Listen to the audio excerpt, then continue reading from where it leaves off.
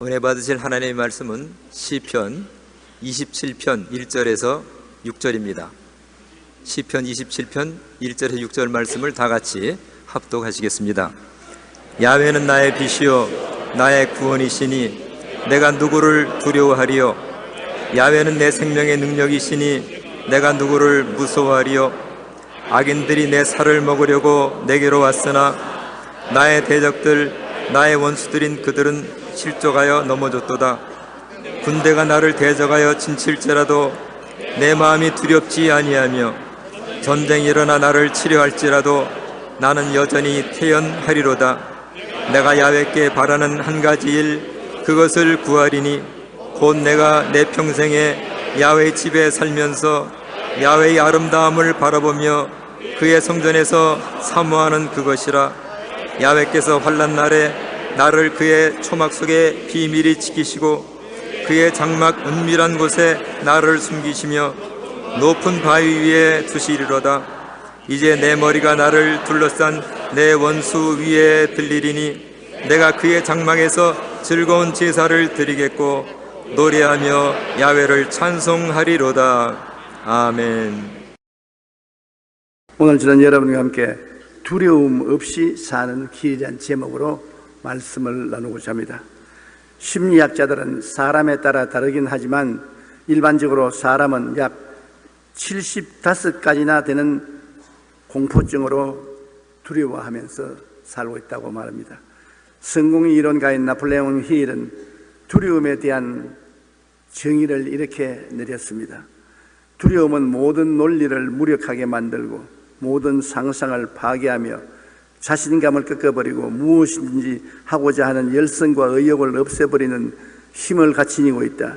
그리고 사람들은 두려움으로 나태와 비참한 상태에 빠지게 된다.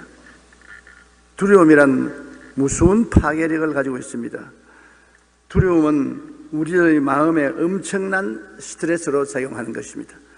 그 마음의 스트레스는 모든 평안과 행복을 빼앗고 심신을 병들게 하며 생활에 낭패를 가져옵니다.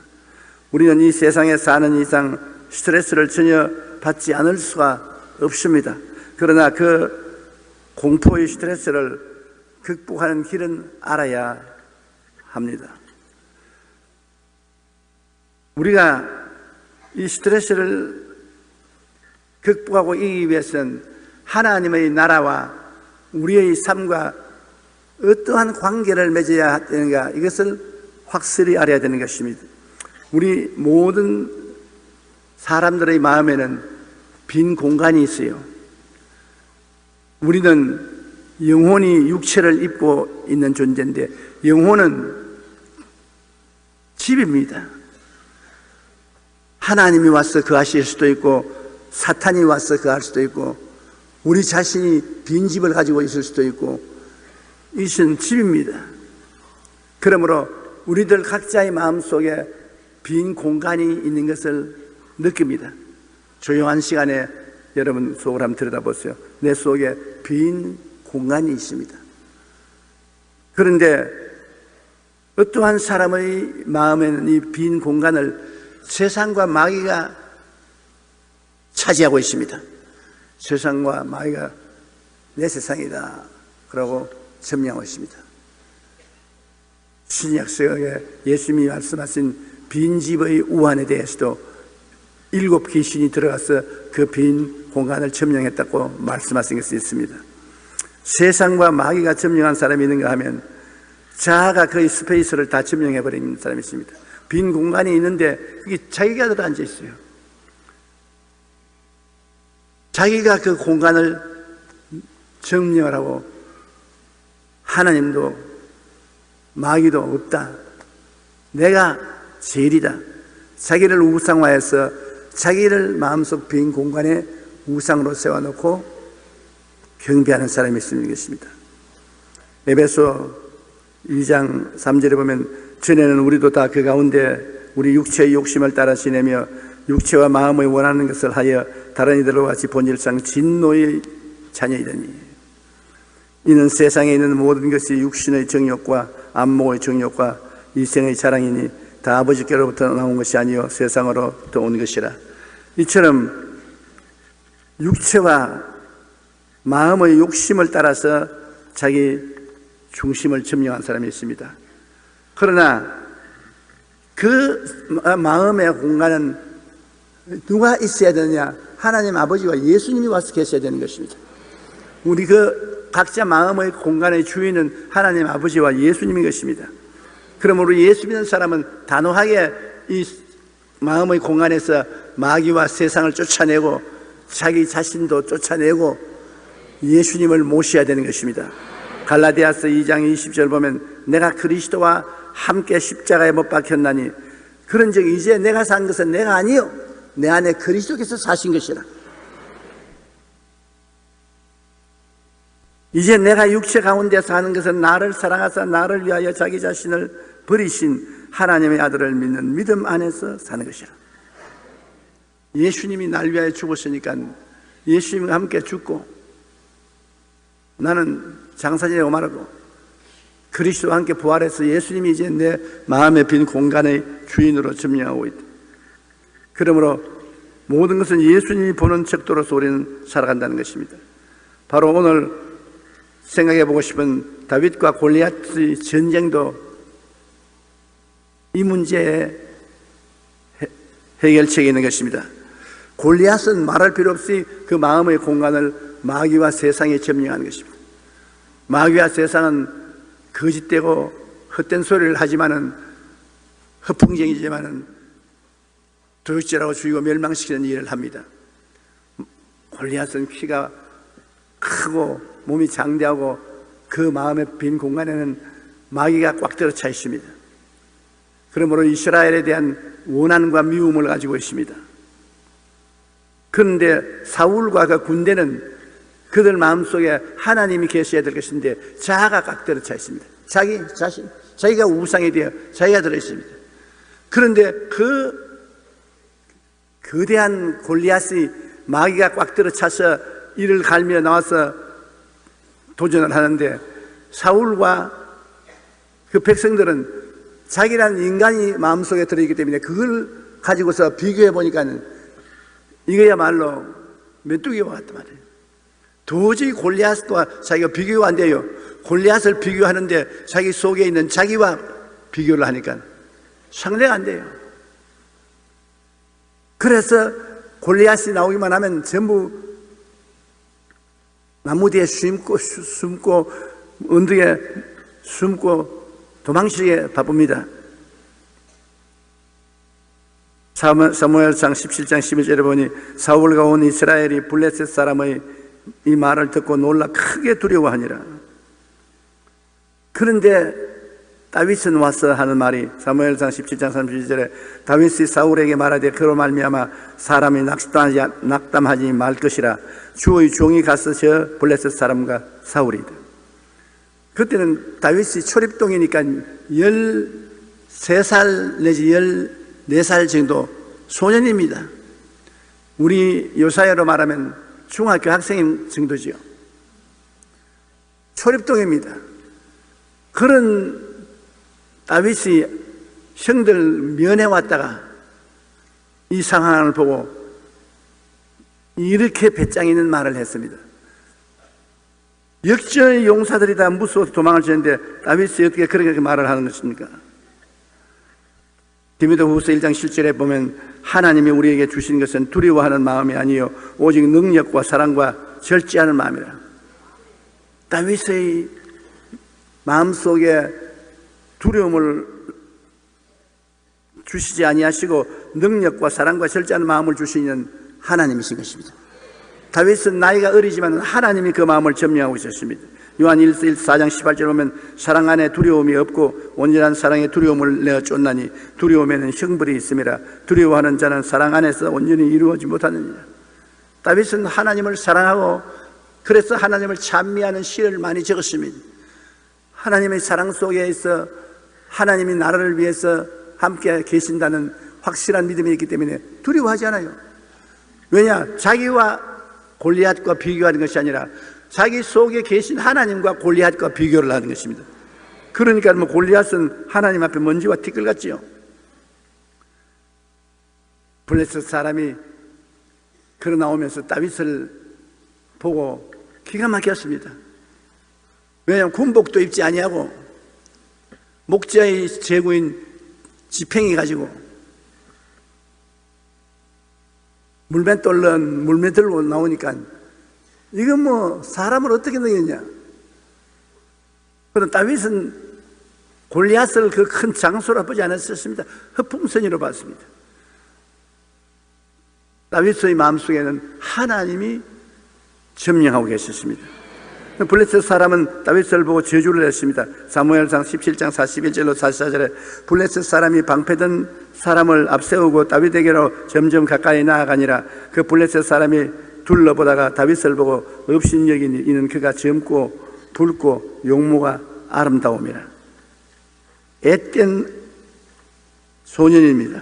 블레셋 사람이 다윗에게 이르되 내가 나를 개로 여기고 막대기를 가지고 내게 나왔느냐. 아주 블레셋 사람이 모욕감을 느꼈죠. 그의 신들의 이름으로 다윗을 저주하고 그 블레셋 사람이 또 다윗에게 이르되 내게로 오라. 내가 내 살을 공중의 새들과 들짐승에게 주리라 하는지라. 말싸움입니다. 여러분, 마귀와 싸우는 것도 처음 말싸움으로 싸웁니다. 우리 환경과 싸우는 것도 말싸움인 것입니다. 우리가 입술로 말 안 해도 환경이 그런 의미를 주면 우리는 거기에 대해서 어떻게 대답하는가. 이것이 전쟁의 시작인 것입니다. 마귀가 꽉 들어차 있으면 마귀에게 항복하는 것이고, 사람이 내 마음을 점령하고 있으면 마귀의 협박과 공갈에 무릎을 꿇는 것이고, 내 속에 하나님이 점령하고 있으면 마귀를 정복하고 도역질하고 죽이고 멸망시키는 마귀를 발길로 차버린 것이고, 말싸움으로부터 시작하는 것입니다. 다윗은 사무엘상 17장 45절로 50절에 보면 그 블레셋 사람 앞에서 말싸움을 하는데, 인간적인 관점에 서서 말싸움을 하는 것이 아니라 하나님의 관점에 서서 말싸움을 하는 것입니다. 하나님이 다윗을 통해서 말씀하도록 하는 것입니다.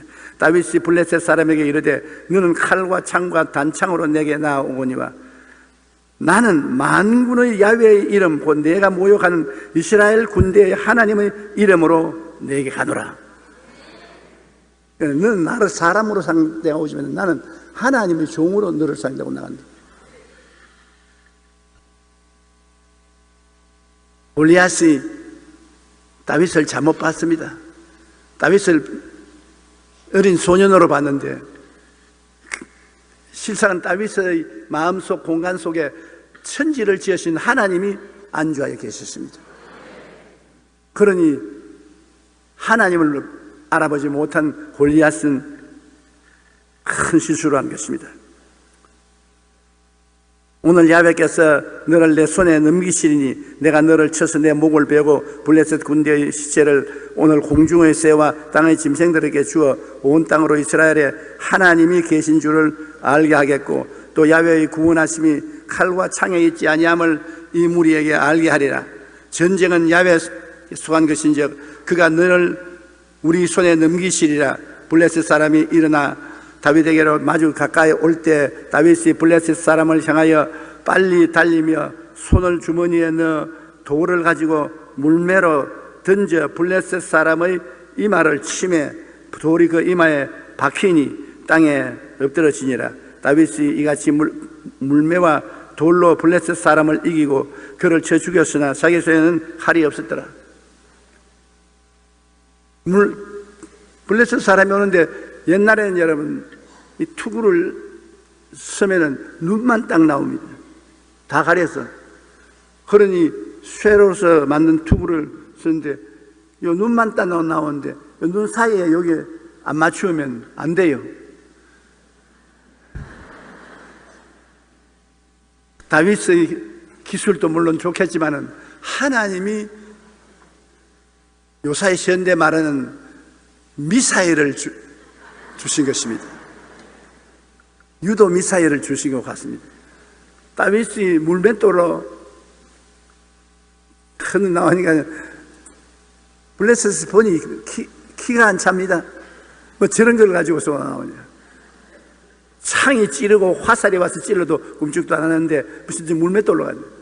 그러나 물맷돌을 돌려서 탁 놓으니까 휙 하면 날아가서 요 사이에 맞아가서 뚫고 들어가 버렸습니다. 돌이 떨어졌다고 말합니다. 얼마나 이 미사일이 세었던지 구멍을 뚫고 들어가 버렸어요. 아무리 골리앗이라도 골 속으로 돌멩이가 들어가는데 살아날 수가 없습니다. 부드러졌어요. 그러자 다윗은 가서 블레셋 사람의 옆구리에서 칼을 뽑아내가지고서 그 목을 베어서 그 머리채를 손에 잡고 드니까 그때야 이스라엘 백성들이 전부 일어나서 호함을 치고 공격에 나오고 블레셋 군대들은 기가 막혀서 정말 그러면 날 살려라 도망을 치고 위대한 승리를 다윗이 가져올 수 있었던 것입니다. 이것은 다윗의 인생관이 다른 사람과 달랐기 때문이었습니다. 다윗은 언제나 자기의 마음의 공간에 야훼 하나님이 와서 계신다는 것을 알고 믿었습니다. 예수 안 믿는 사람들은 마음의 공간에 세상과 마귀가 들어와 있습니다. 인정하든 인정 안 하든 대상과 마귀가 들어가 있습니다. 예수 믿는 사람들 중에도 교만하고 거만한 사람은 그 마음의 공간에 자기가 3분의 2 점령하고 3분의 1쯤을 하나님께 내놓았습니다. 하나님이 3분의 1쯤밖에 그 마음을 점령하지 못하시는데 그를 위해서 큰 일을 할 수가 없습니다. 오늘 많은 성도들이 입술로는 주여 주여 하면서 그 마음의 공간을 보면 마음의 공간의 집에 자기가 방마다 꽉 들어차 있고 저 현관에 조그마한 방에 하나님 계신 곳이라고 적어놨습니다. 그래서야 일이 안 되는 것입니다. 전부 다 열어놓아야 돼요. 내 인생을 다 열어놓아야 돼요. 내가 그리스도와 함께 십자가에 못 박혀나니 이제 내가 산 것은 내가 아니요 그리스도께서 사신 것이라. 지금 여기 앉아 여러분 저희 설교를 듣고 있지만은 여러분이 저희 설교를 여러분이 듣고 있는 것이 아니라 여러분 속에 계신 그리스도께서 듣고 계신다. 많은 성도들이 왜 난 기도를 해도 응답이 안 옵니까? 나는 왜 능력이 없습니까? 왜 마귀가 날 보고 쫓겨나가지 않습니까? 그것은 여러분 속에 너무나 인간이 많이 들어있어. 하나님이 들어와 계시지 않기 때문인 것입니다. 우리가 늘 회개하고 기도하는 것은 내가 죽고 그리스도가 살기 위해서 기도하는 것입니다. 시편 27편이 바로 우리들의 신앙 고백인 것입니다. 우리가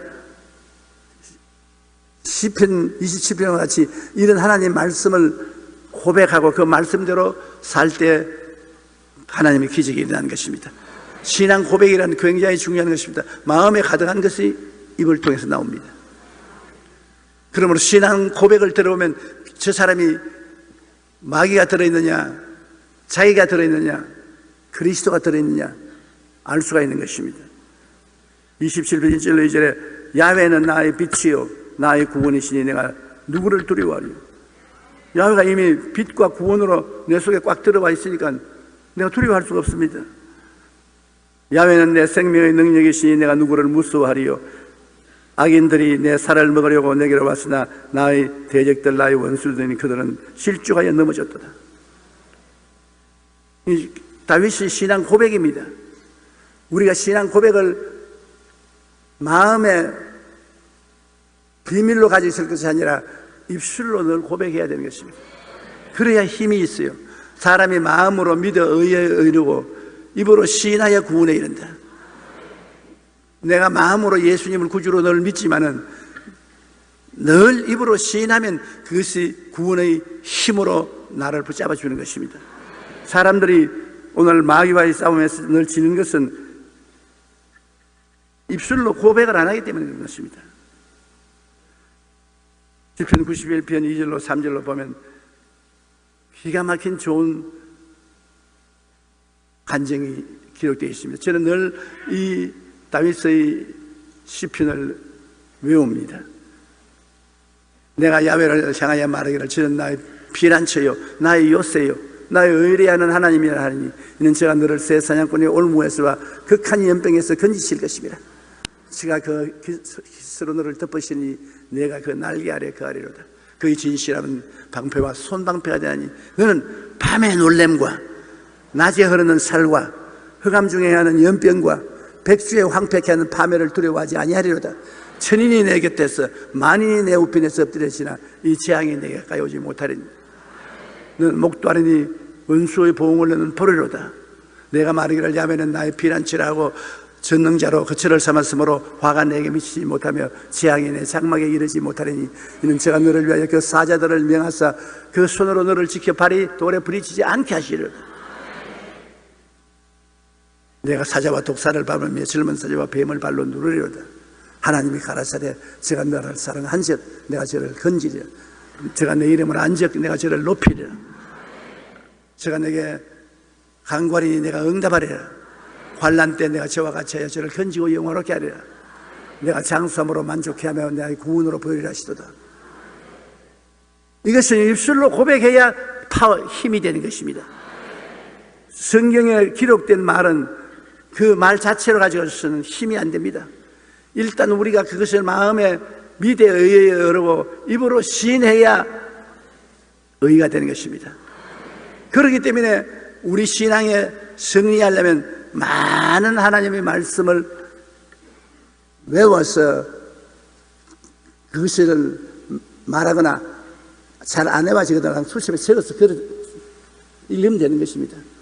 꼭 외울 필요는 없습니다.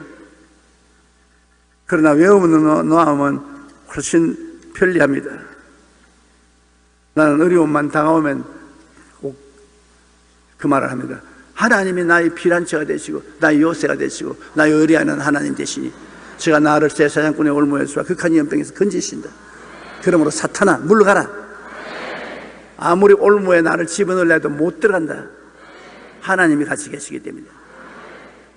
그게 굉장한 힘이 되는 것입니다. 진실한 전쟁은 눈에 안 보이는 배후의 전쟁인 것입니다. 마귀가 한 길로 왔다가 7길로 도망치게 되는 것입니다. 여러분은 여러분 공격할 알아야 하고 방해할지도 알아야 되는 것입니다. 공격도 하나님 말씀으로 공격하고 방어도 하나님 말씀으로 방어하는 것입니다. 하나님께 전적 의지하고 여러분에게 다가오는 두려움을 말씀으로 내쫓아야 돼요. 시편 27편 3절에 군대가 나를 대적하여 진실지라도 내 마음이 두렵지 아니하며 전쟁이 일어나 나를 치리하여도 나는 여전히 태연하리로다. 말씀으로서 자기를 지키는 것입니다. 시편 56편 3절로 4절에 보면 내가 두려워하는 날에 내가 주를 의지하리이다. 내가 하나님을 의지하고 그 말씀을 찬송할지이다. 내가 하나님을 의지하였은즉 두려워하지 아니하리니 혈육을 가진 사람이 내게 어찌하리이까. 찬송이 굉장히 좋은 것은 찬송은 혹조를 붙인 신앙 고백인 것입니다.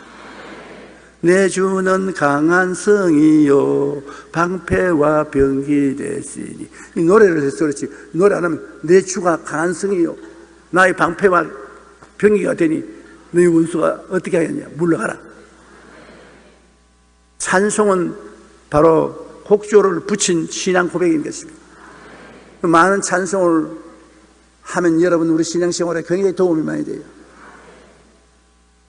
나도 이영은 목사님처럼 목소리가 좋으면 찬송을 좀 부르겠는데, 아니 설교할 때 찬송을 하고 싶어도 목소리가 나빠서 찬송을 못해요. 그냥 우리 김성애 총장이 저보고 하는 말이 목소리가 나빠도 서두만 잡아라. 그럼 성도들이 따라서 올바로 해줄 테니까요.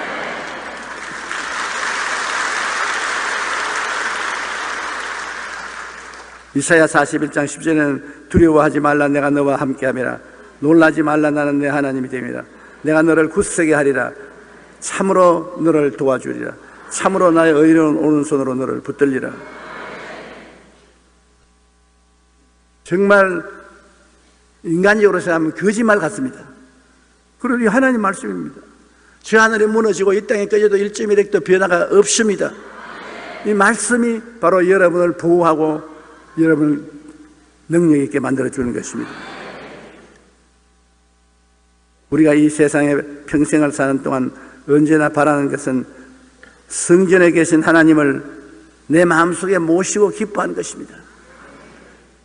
그럴 때 환난에 나를 지켜주시고 원수들을 이기고 삽니다. 우리가 뭘 바랍니까? 환난을 이기고 원수들을 극복하고 하나님의 사랑 가운데 영혼이 잘됨같이 범사에 잘됨에 강건하고 생명을 얻되 풍성하게 얻으며 살기를 원합니다. 백만장자가 되기를 원하는 사람 별로 없고 미스 코리아가 되고 싶은 사람도 별로 많지 않습니다. 병들지 아니하고 굶지 아니하고 내 있을 곳, 살 곳 있으면 만족할 수 있죠. 우리는 그러므로 하나님께서 우리와 같이 계심으로 그런 것을 할 수가 있습니다. 저는 언젠가 이종수 박사의 이야기를 감동 있게 본 적이 있습니다. 이종수 박사는 독일 보온 대학의 교수로 간 이식 수술에서 세계 최초의 시술자인 것입니다. 그는 그 공로로 독일인도 되기 힘들다는 보온 대학의 종신 교수로 계약이 체결되었습니다. 그러나 그의 성공은 결코 평탄하지 않았습니다. 무엇보다도 유럽에서 동양 사람에 대한 차별이 굉장히 심했었습니다. 그는 그 가운데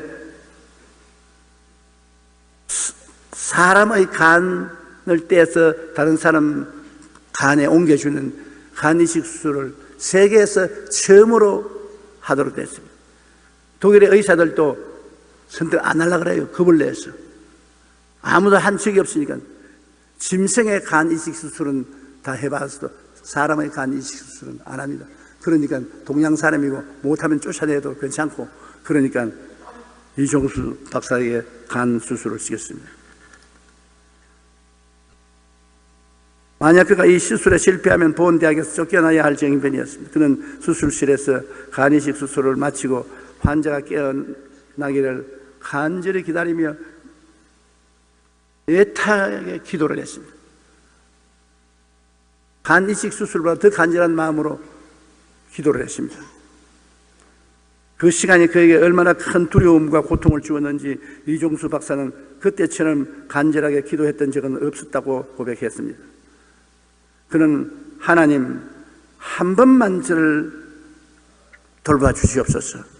제발 환자를 살려주시면 다시는 의사로서 더 이상의 욕심을 부리지 않겠습니다. 한 번만요. 꼭 한 번만요. 간장이 타도록 간절히 기도하는 것입니다. 사실 그 연구에 대한 욕심으로 사람보다는 연구 성과에 더 많이 집착했던 것은 사실입니다. 그런데 사람을 수술해 놓고 난 다음에 못 깨어나면 완전히 의사로서의 파멸입니다. 그러나 당시 기도하면서 그러한 자신의 모습을 깊이 회개하고 이술보다는 사람을 더욱 소중히 여길 것이라고 서운하고 기도하자 마음이 평안해졌습니다. 그리고 드디어 간 이식을 받은 환자가 오랜 시간 기다리고 있는데 깨어났습니다. 수술실에 달려온 의사들은 전부 다 환호성을 지르고 박수를 쳤습니다.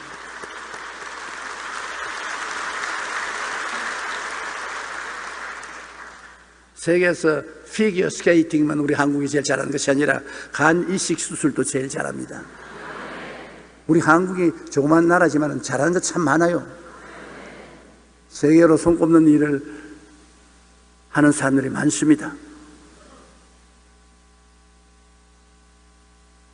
과학적 치밀함을 추구하는 의사로서 그는 마지막 순간에 하나님을 전적으로 의지하여 두려움을 쫓아내고 하나님께 간절히 기도하여 자신의 죄를 회개하고 고백함으로 하나님께서 그와 함께 하셔서 하나님이 주신 평안을 가지고 간 이식 수술을 하고 하나님이 도와주셔서 환자가 살아났다고 고백했습니다. 그러므로 여러분, 우리가 인생을 살아가는데 하나님이 같이 있다는 것을 고백할 수 있는 건 얼마나 좋습니까? 하나님이 나와 같이 계신다. 볼지어다 세상 끝날까지 내가 너와 항상 함께 하리라. 너희 두세 사람이 내 이름으로 모인 것에는 나도 너희 가운데 있겠노라. 꼭 하나님의 말씀을 고백하는 것이 정말 좋습니다. 기독교 청년 운동을 시작하던 미국의 롤링 박사는 아침 잠에서 깨면 제일 먼저 나는 믿습니다, 나는 믿습니다, 나는 믿습니다 3번 외쳤습니다. 그러한 그에게 어떤 사람들은 얼마나 믿음이 없는 사람 같으니 매일같이 아침에 일어나면 나는 믿습니다를 3번씩 외치냐, 그런 사람이 무슨 지도자가 되느냐고 그랬습니다. 이에 대하여 롤링 박사는 이렇게 설명했습니다. 사랑하는 아내에게 내가 당신을 정말 사랑합니다, 이 말을 가끔 하는 것이 아니라 매일 아침 3번씩만 한다면 당신의 아내가 당신을 좋아하겠소, 안 좋아하겠소? 나는 우리 집사람이 나보고 하루에 3번씩 당신을 사랑한다 하면 기분 좋겠어. 사랑하는데 왜 안 좋아요? 사랑을 고백하듯 신앙 고백을 하는 것이 나에게는 믿습니다라고 말하는 것인데, 나는 믿습니다를 3번씩 고백을 하면 하나님이 이 고백을 듣고 굉장히 기뻐하신다는 것입니다. 성경에는 우리를 향한 하나님의 수많은 약속들이 기록되어 있습니다. 우리는 날마다 하나님을 의지하며 그의 선하심과 긍휼하심을 믿음으로 고백해야 하는 것입니다. 그럴 때 어떠한 상황이라도 두려움 대신 평안의 기쁨이 담대하게 마음속에 채워지고 나갈 수 있습니다. 믿고 고백하라고 성경이 줬지 구경하라고 준 것 아닙니다. 하나님 찬미하고 높이라고 우리 입을 주었지 입으로서 욕이나 하고 싸움이나 하라고 준 것은 아닙니다. 고백이 안 되거든 찬송을 많이 하세요. 찬송은 복조 있는 신앙 고백이니까. 그렇지 않으면 담대하게 여러분 신앙을 강하고 담대하게 하십시오. 강하고 담대하게. 저는 제가 채찍에 맞음으로 너희가 나음을 얻었나니라, 이 베드로전서 2장 24절을 얼마나 많이 입으로 시인하는지 모릅니다. 제가 은퇴하기 전에 전 세계를 다니면서 말씀을 전가할 때도 굉장히 몸이 허약해서 오늘은 도저히 군중들 앞에 못 쓰겠다고 그러한 어려움이 있을 때도 수십 번, 수백 번 입으로 고백을 합니다. 제가 채찍에 맞음으로 너가 나음을 입었다. 제가 채찍에 맞음으로 너가 나음을 입었다. 그러면 마귀가 와서 말합니다. 100번 말해봐라 무슨 소용이 있는가? 그 소리 하지 마라. 그럼 나는 이제 말합니다. 제가 채찍에 맞음으로 너가 나음을 얻는다는 하나님의 말씀이다. 하나님 말씀 믿은 대로 될지어다. 너는 나와 상관없으니 물러가라. 그러고도 제가 채찍에 맞음으로 너가 나음을 얻었나니라. 그러면서 집회 장소에 나가면 다리가 후두둑 떨리더라도 하나님 나갑시다. 주님 함께 갑시다. 그것이 저는 제 천성이 되었습니다. 오늘 또 여기 올라올 때 하나님 함께 갑시다. 왜? 너 혼자는 못하니까. Dear Lord, let's go together. Let's go together. 하나님께 함께 가자고 3-4번 말씀을 하고 나가면 하나님이 함께 계신 것입니다. 하나님께 함께 가자고 말 안 하면 하나님이 함께 안 하십니다. 그거 알아야 돼요.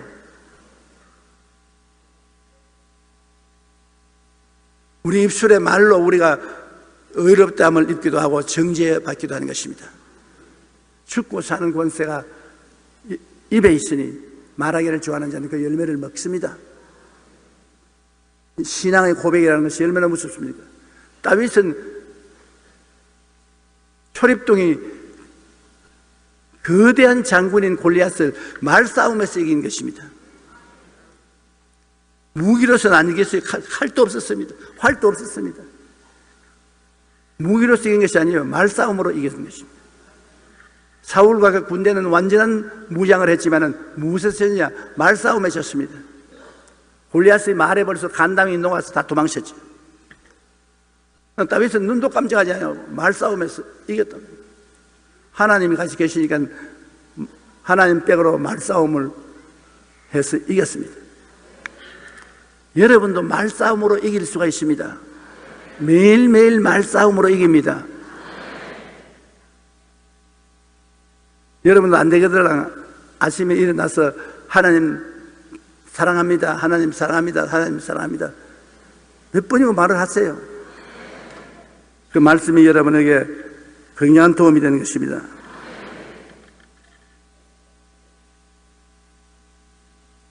D.L. 무디 목사는 모세의 생애를 이렇게 묘사했습니다. 모세가 처음 40년 동안은 공주의 아들로서 장차 바로 왕이 될 수 있는 위치에 있었습니다. 야, 날 좀 보소, 날 좀 보소. 동지스 딸 꽃 본 듯이 날 좀 보소. 아주 바로 앞에서 당당했습니다. 그러자 이스라엘 사람을 때리는 애굽의 감독관을 죽이고 난 다음 바로가 그를 죽이려고 했는데 도망을 쳤습니다.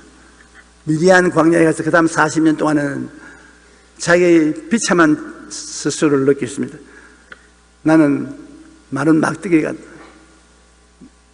힘도 없고 능력도 없고 버림받은 사람입니다. 적막한 광야에 40년 동안 양무리를 끌고 다니니 비참했습니다.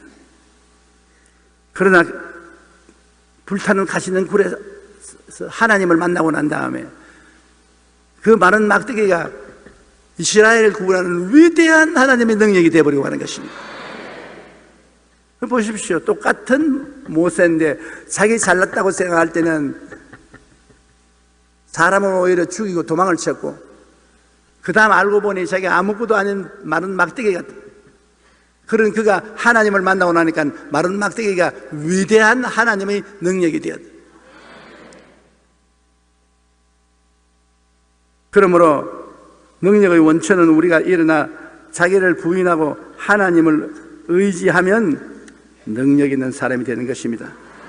마하트마 간디도 인간 자신만으로는 아무것도 아니다.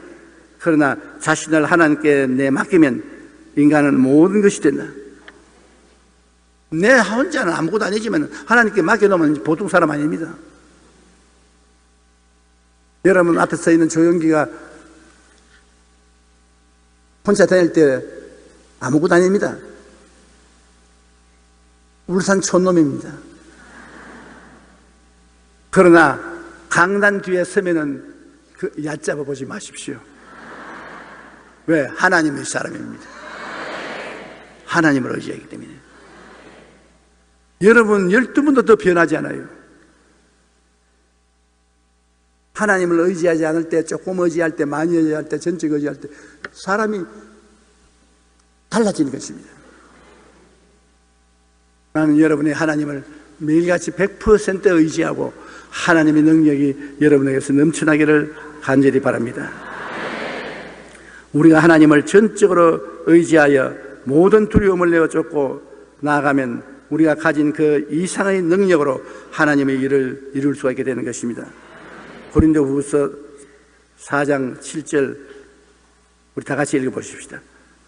우리가 이 보배를 질그릇에 가졌으니 이는 심히 큰 능력은 하나님께 있고 우리에게 있지 아니함을 알게 하려 함이라고 말씀하고 있습니다.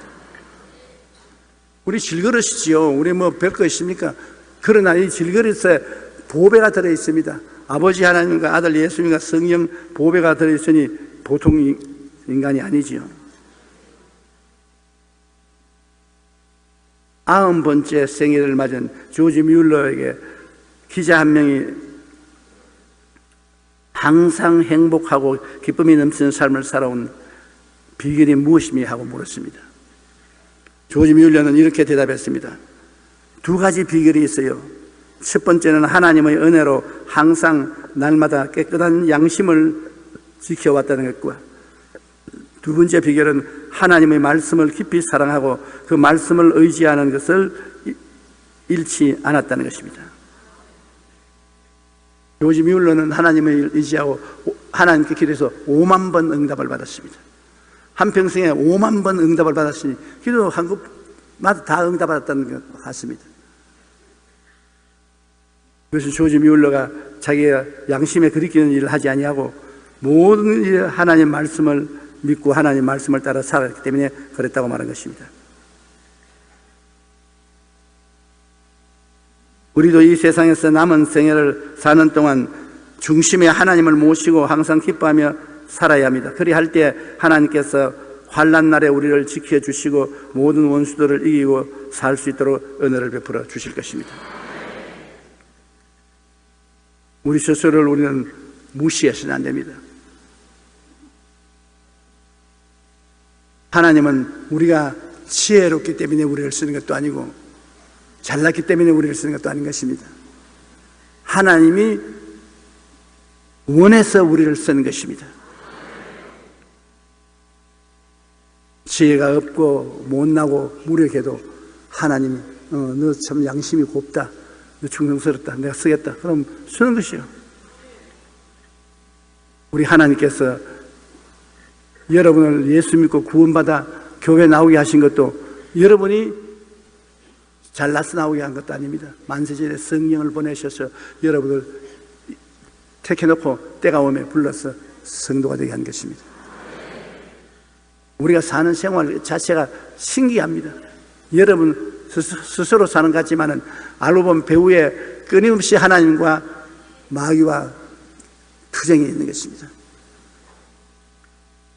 마귀는 어쩐지 여러분을 도적질하고 죽이고 멸망시키고 하나님 나라에 버림을 받도록 하려고 애썼습니다. 그러나 하나님은 그리스도를 통해서 어찌하든지 생명을 얻되 풍성히 얻기를 원하고 역사하고 계신 것입니다.